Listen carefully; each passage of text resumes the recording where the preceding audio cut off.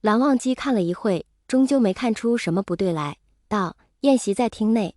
我知道呀，我不想去人多的地方罢了。眉眼弯弯，笑容明媚。更何况，蓝忘机蓝二公子，你不是也没在席吗？里面可有不少修士想要和你喝一杯呢。魏无羡从怀里掏出另一个圆滚滚的黑色酒壶，递过去道：给你喝了。魏无美双手枕在脑后，迈着轻巧的步伐，好不惬意。蓝忘机盯着手里的酒壶，突然后知后觉地意识到那双骨节分明的苍白手，手心有一块不小的伤口，是被灼伤的。嘶，好疼啊！蓝湛，他酒壶落地，摔得粉碎。蓝忘机朝着远去的那个身影喊道：魏营一。青年回头，淡淡一笑：不好意思，认错人了。黑衣隐没在夜色中，无影无踪。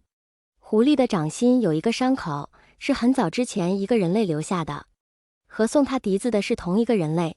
九尾的妖力，什么伤口去不得，只是想让他留着罢了。魏无羡自己也不知道自己到底想怎么样，没有告诉他姓名，或许另有隐情，没能及时到达，说不定是路上有事耽搁了。等这种想法出现在脑中的时候，又不动声色地将其隐去。傻狐狸，到现在你还在为他找借口。平常都是用自己本来的容貌，可偏偏去见蓝忘机时，鬼使神差就是不愿用。他要看看，没有那张脸，他还能不能认出来他。是夜，蓝忘机寝室，将少年狐狸的身体从头到尾用灵力流转1周后细细查看。少年的身体一如当年，皮肤白皙若治愈，大理石般的肌理，浓密的睫毛轻巧覆盖，留下一小片阴影，脑袋和四肢都无力地垂下，软绵绵的。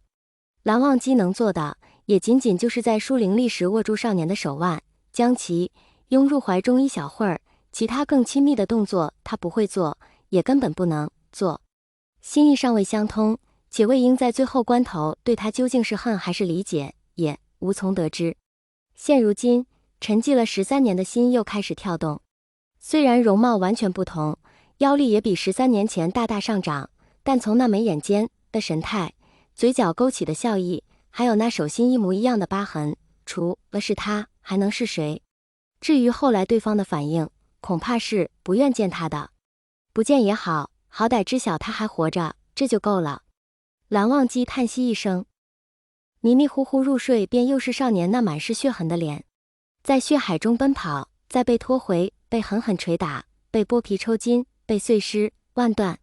明明现实中根本不是如此，可在蓝忘机的梦里，魏无羡一直都在受着最煎熬的酷刑，一遍又一遍喊他的名字，一遍又一遍剜他的心。一旁的屋顶上，黑衣青年悄无声息地侧躺，一手支腮，看着屋内人不时皱起的眉头，五味杂陈。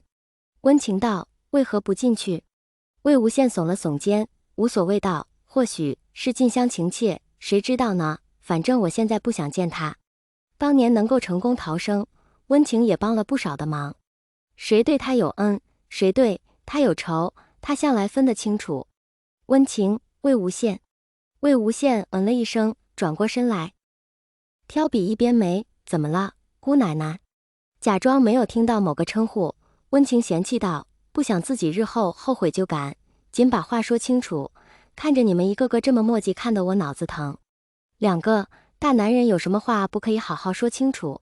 魏无羡哈哈一笑，道：你以为人妖殊途自古以来是说说而已的吗？说清楚也没用，照样只能这样，要么他悄悄来看我，要么我躲躲藏藏去见他。见他合眼，有要睡觉的意思。温情闭了嘴，也不好再说什么。